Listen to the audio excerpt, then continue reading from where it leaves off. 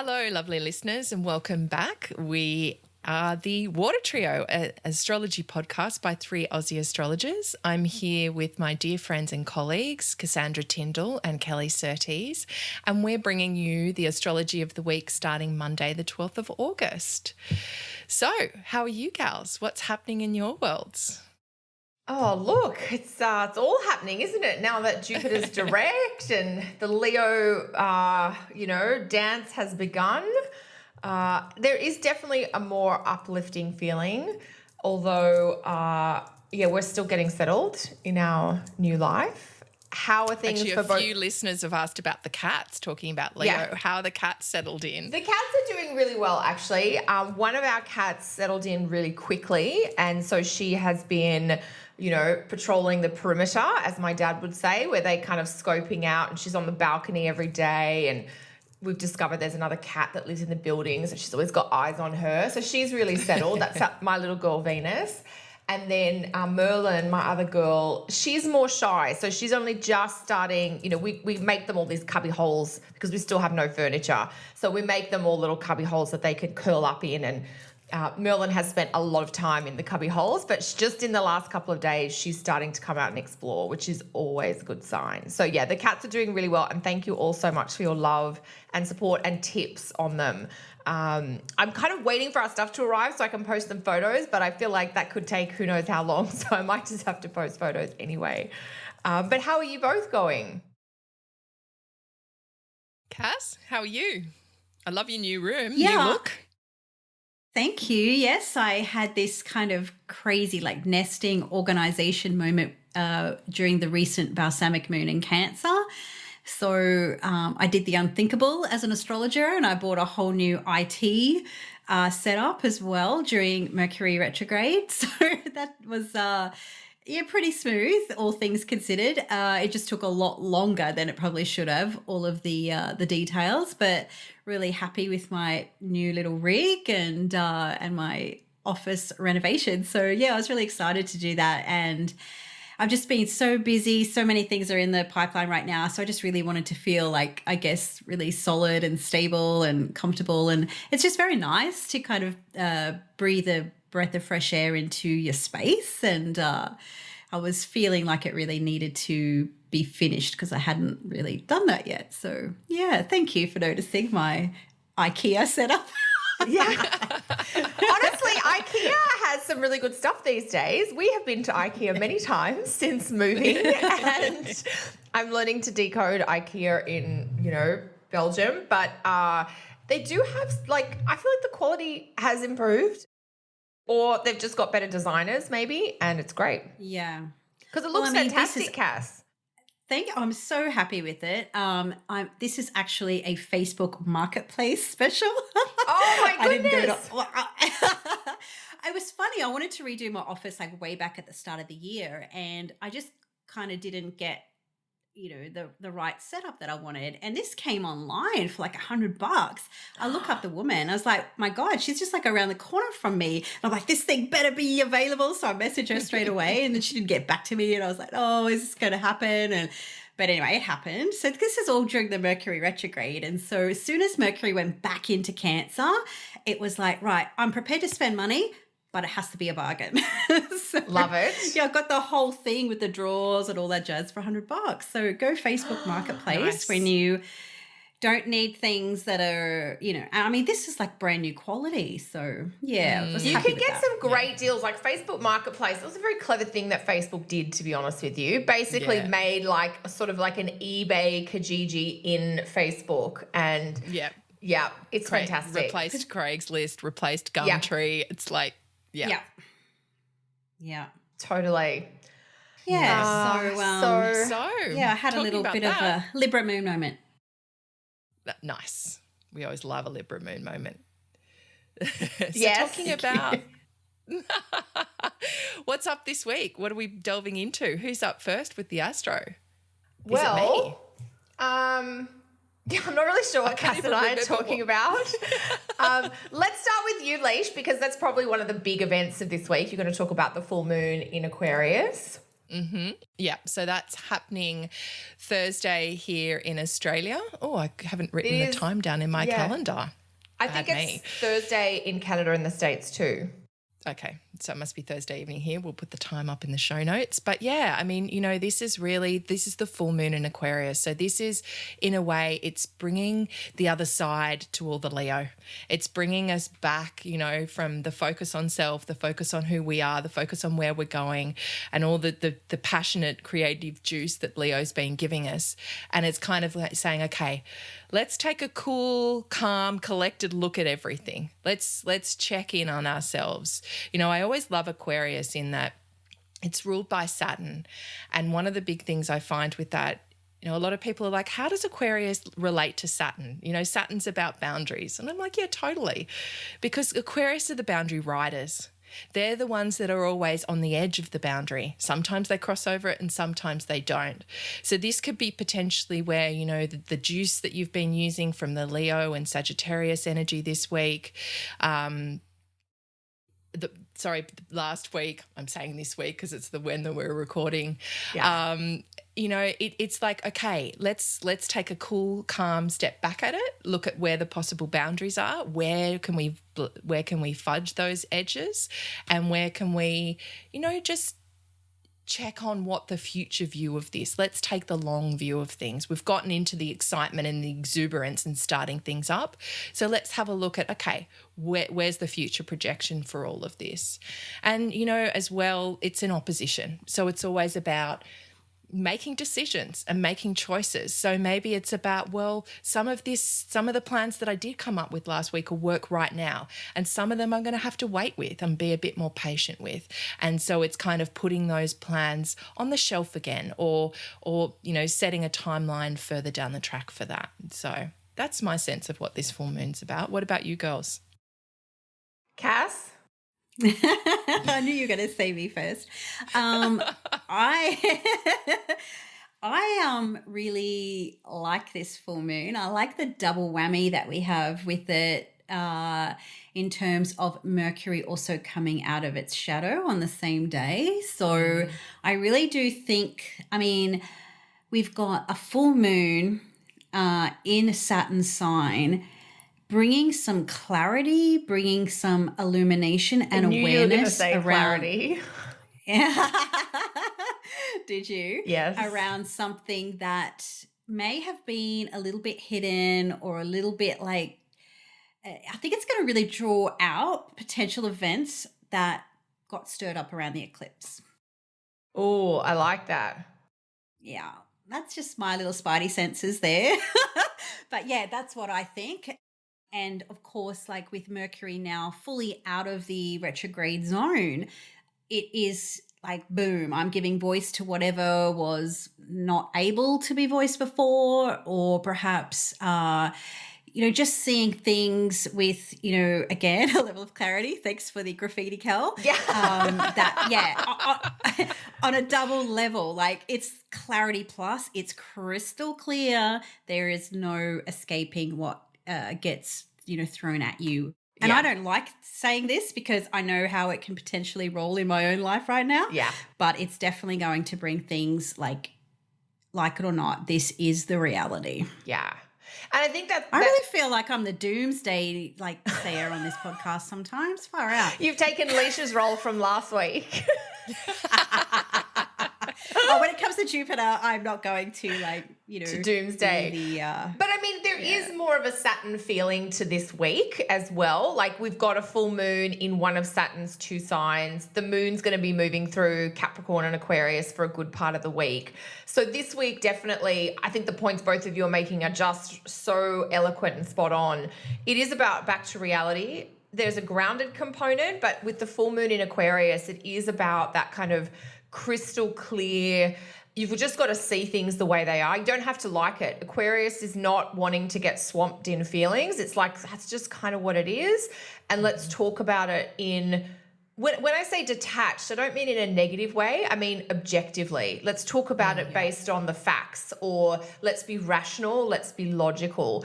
And yeah, that Mercury, it's a really great point, Cass. Mercury is hitting that 4 degrees of Leo, which is where it started its retrograde all the way back, was the end of June, early July. June. And so July. July 9th, was it? How can I have forgotten already?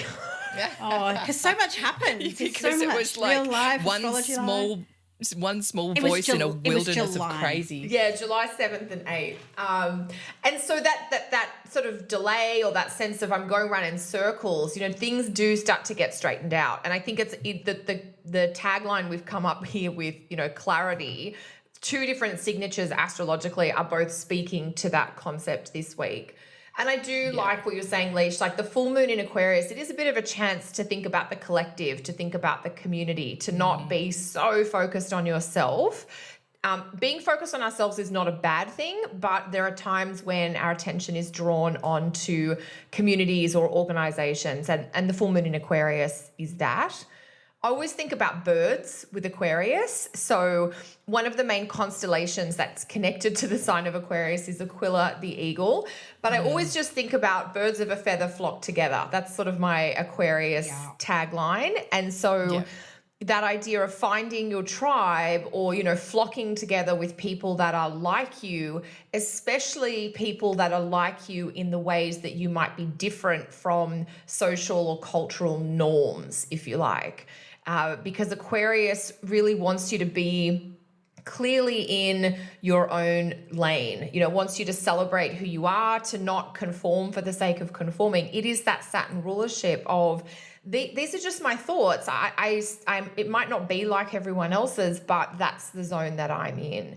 And so that clarity, and I always think the full moon in Aquarius is an interesting one because a full moon heightens emotions, but Aquarius, does a really good job of thinking about situations rather than feeling through. So there is that sort of interplay between what do I think versus what do I feel as well. Yeah, I love that, Kel. I always think of Aquarius as being stepped back. It's like, how can I take a step back from this and not be reactive? How can I be responsive?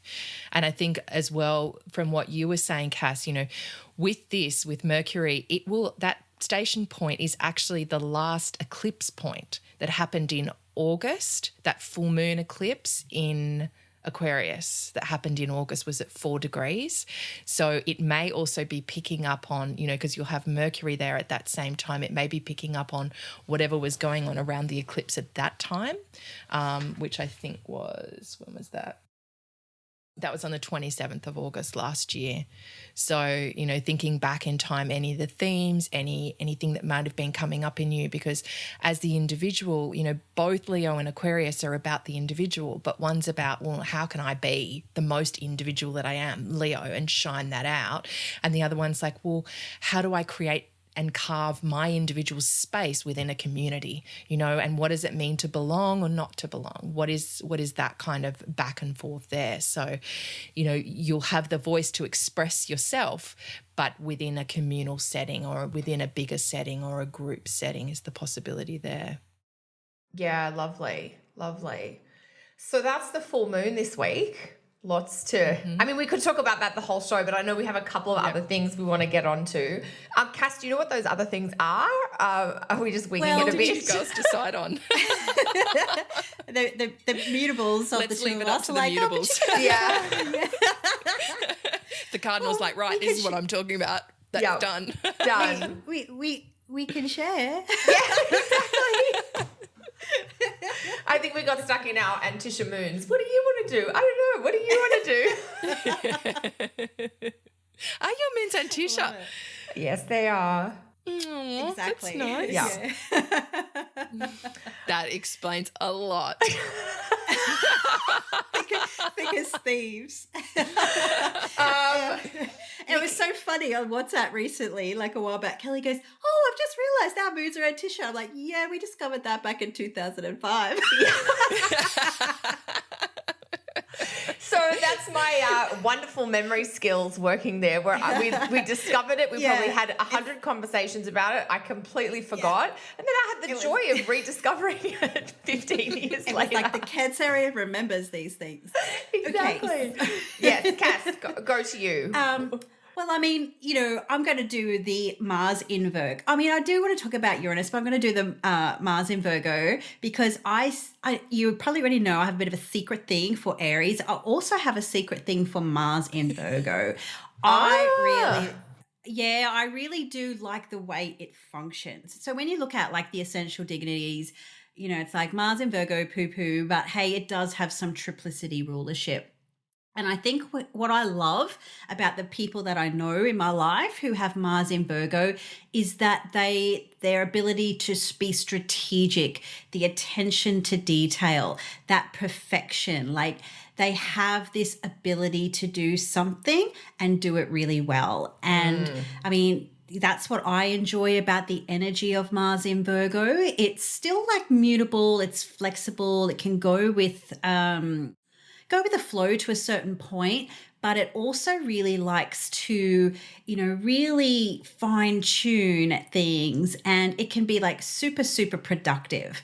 And I think moving forward, so Mars moving into Virgo on Sunday the 18th, is going to give us a 6-week period, or it's basically also going to herald the Virgo party, but it's also going to give us a 6-week period where we can really fine tune or perfect something, or really tackle a project that we might have been procrastinating on, or saying we're going to do in Leo, but actually doing it while Mars is in Virgo. So I think that's something we can really kind of hone in on, and if there's a skill or a talent or something that you're really wanting to get better at. And it's funny that I think about this. I've had over the past few days people messaging me, hey, I really want to do this. What would you recommend in terms of taking this course of study or going in this direction? Like people are wanting, I always love Mars and choices, and people are wanting to make the right choice. And so with, Virgo, you are wanting to get things right. And so people are seeking out that information, Mercury ruled, about making the right choice moving forward. So yeah, that could be something that is, in the mix moving forward over the next 6 weeks or so. I love it. What do you girls think about Mars in Virgo? Look, I do have a lot of love for Mars in Virgo too. I don't know that I've thought about it quite as much. For different reasons, of course. That's true. Yes, I love the personal sidebar happening here. That's brilliant. I mean, I love my bestie who has Mars in Virgo. Yeah. He'll remain nameless, but, he may not want me to share his details. But, yeah, I love his work for one of those reasons. So, yes. Yeah. You'll know who he is if he's listening. Yeah. Yes, I love it. Look, so Mars is moving into Virgo on Sunday, August 18, and it's going to be in Virgo until October 5th. So it's about 6 weeks. I do like the productivity part of Mars in Virgo. It's precise. Oh, I just realized who you're talking about. Oh my God, I'm such a ditz. So in my family, I have like a bunch of siblings, and one of my sisters, my baby sister, and I are the co-presidents of the Jokes Tomorrow Club, because that kind of stuff happens all the time when the rest of our siblings, because we've got a bunch of siblings with Gemini moons, and they're all just going really quickly, and the two of us are like, oh, and then we laugh like 5 minutes later. So anyway, I just got who that friend That's okay. is. So you're on the so you're the president of the Jokes Tomorrow Club, and I'm Correct. the president of the Too Soon Club. The Too Soon Club. This is Too Soon. I love it. They're my favourite jokes, the Too Soon. But That's anyway. great. Oh my God, I love it. So there's our inappropriate humours coming through. But yeah, no, Mars in Virgo, it is very productive. It's like time to clean up, to get organised. Mars in Leo is still trying to have a party, be the boss of the show. Oh no, hello, kitten. That's my cat Merlin. I just don't want her to press anything on the screen. We're good. So Mars in Virgo, it's like the cleanup. Like Mars in Virgo is like, I want to get my hands dirty. I want to get into it. I want to get back to it. I've been talking with my publisher about getting started, the schedule for the book writing project. And it's all basically going to be that Mars in Virgo is when just we're diving into the nitty gritty of it all. So there's a lot of things to be done. And Mars in Virgo is very technical. It's very mechanical. It's very process oriented, and it's so efficient. It's like, how did you get all that done in that time? So I'm definitely looking forward to that feeling of being a little bit sharper, if you like. Yeah, me too. And even though there is a real efficiency there, there's also this like little bit of an earth element that they can't be rushed. Yes. So it's kind of got this lovely, I do love that kind of like duality that Mars in Virgo has. Yeah. It's and like, it is, I think Virgo. like, it's like a tempered rush or something. Yeah, or a planned or a measured, like we're going to do it right, but we're going to keep going, because that perfectionism means that it's not fast, like, you know, Mars in Aries might be. What are your thoughts, Leash? My daughter has a Mars ruled chart, and she has Mars in Virgo, and she is Scorpio just risings with Mars in Virgo. Yep. Oh yeah, there's just this discernment that she has, you know, that I'm actually a bit jealous of. Like, she's really, like, she'll take her time with things, you know. I rush into things, whereas she's like, I'm just going to take my time and pick what works for me. And it doesn't matter what I try to do or what I try to say. You know, she'll take her time. She'll be really meticulous with things. And then she'll go, actually, no, that's the one I want. So, for example, yesterday I took her up to buy a Beanie Boo because she did something. And for all those mums and dads out there that know about Beanie Boos and never want to see another one again, oh my God, 15 minutes it took her to work out which Beanie Boo. But when I asked her why she chose the one she chose, she was able to give me a list of all the things, all the reasons why she chose it, and each one that fit. And it fit perfectly for her. Of course, it was covered in sequins. But, you know, it's that ability to analyze and that ability to critique and that ability, you know, it is Earth. So Mars in an Earth sign usually, you know, can feel too slow and too sluggish. But this is mutable Earth. So there is more movement in it. There is more ability. So I feel like it harnesses Mars really well and really focuses it down. And I feel like as well, you know, Mars in Virgo really needs a mission in a way to be helpful. I always have to, with my daughter, give her ways to be helpful, because otherwise the Mars just can get a little bit crazy. So if it can be given a task or a service or a devotion or something like that really helps Mars in Virgo as well. Absolutely. Yeah, it's such a thoughtful but active placement. So I think, look, we've still got most of this week to run with Mars in Leo, but the shift on the weekend will definitely set us up for a more measured or planned approach to the last 2 weeks of August, for sure. It's like it's digesting. You know, it's like we're able to process and digest what's been going on, all the big plans, all the big things that have been happening, and then take them, focus them, and then bring out the real gems of what actually can be done. And, you know, take that productivity placement. And because it's, as you said, Cass, it's the first planet to hit Virgo. It's the start of the Virgo party. And I think that's where a number of conjunctions are going to be. I think a lot of things overtake Mars in Virgo, don't they? Well, yeah, because the other ones move faster. And so it does have that analysis quality. But I guess the final thing, which is just a small aspect that I thought I'd just throw in at the end of our show this week for the weekend, is we do have, before Mars goes into Virgo, we do have the moon in Pisces with Neptune for the weekend. So that's Saturday if you're in Canada and the States, Sunday if you're in Australia. I've just been tracking this over the last few months when the moon's with Neptune. It is a very vague, flaky, relaxed, kind of chilled escape kind of vibe. It's not a productive time at all. So it does feel like this weekend is a good weekend just to go for the quiet, unscheduled, fluid, flexible weekend approach if you can. Because the moon Neptune will happen before Mars gets into Virgo. Have you guys been do you guys think the same in terms of the moon Neptune? Are you just like to go with the flow when I find that? What are your thoughts? Totally, because it all happens in my 10th house. So I have all these grand plans and ideas. I'm going to get this done. I'm going to get that done. And they're like, I don't really feel like it. Yeah. I know it always seems like we have drinking plans, basically. Like we have dinners or lunches. or I just write like a demon. It's just like the words just flow right out, and I just, Love it. Yeah. Yeah. Love Yeah, it. it's in my 12th, so I just don't plan anything at all.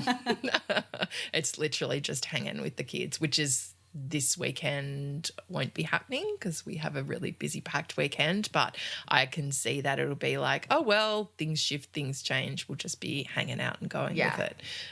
So I think that'll be part of it. And I'm looking forward to, we're being part of a big street fair that weekend. So I think there'll be a really kind of relaxed vibe to the whole thing, which will be lovely. Nice. That's really lovely. Yeah, we'll be, well, not me, I'll be with actually one of my dearest, best girlfriends is visiting, and we're going to be just having the weekend in Paris. So I have a feeling we'll just be wandering around that beautiful city. And, but yeah, it's just such a good weekend to chill. So if you do have a really productive week, if the full moon is a lot, just go with the flow when the weekend comes as much as you can. As you said, Leash, even if you have a lot scheduled, don't be too, stressed about making things on time or getting it all done. Just roll with it. It will happen as it's meant to. Exactly. Yeah. And just to say, like, we're really aware that there's lots of other aspects this week, but, as we do every week, we do just pick and choose the ones that we really like, that we feel are nice and juicy to share with you guys. So, yeah. Yes. Yeah, this is definitely not a comprehensive, detailed, intricate look at everything of the week. It's just the highlights, but enough to get you through with all the major things. Yeah. So do you guys have any announcements for the week? Anything coming up? I'm just like, I can't even think that far ahead, but my next online course class, we could call it a course, I guess, but it'll be a 4-week training. That's going to start in September. I'll have more details next week, but just to give people a save the date situation. What about you both? Cool. Next week, I am doing a webinar. It will be Thursday evening, the 22nd in the US, Canada, and the 23rd here in Oz. And it's a introduction to secondary progressions. Fantastic. Cool. Awesome. So, yeah, looking forward to that. So all the details are on the website under the events tab if you're wanting to sign up. Nice. And I am just doing the next intake of my Foundations of Astrology, Beginning Astrologers course. So that's just opened up on my website, and that will be starting on September the 18th. So have a look on there. It's a 10-week course introducing everybody to the basics of astrology, signs, elements, planets, planetary rulers, that kind of stuff. So, yeah, have a look if you're interested. Cool. Excellent. Sounds exciting. Yeah. Cool. Well, thanks, Never ladies. overlearn the fundamentals. No. No. Never. Totally. Yeah. Totally. And for those who, kind of want to pull it all together, sometimes it's like, I know a bit about this, I know a bit about that, but I want to see what the whole picture is. So, yeah, exactly. Yeah. Cool. Awesome. Well, thanks, ladies. Until next week. Have a great full moon, Alrighty. everyone. Okay. Bye, everyone. Bye for now. Bye.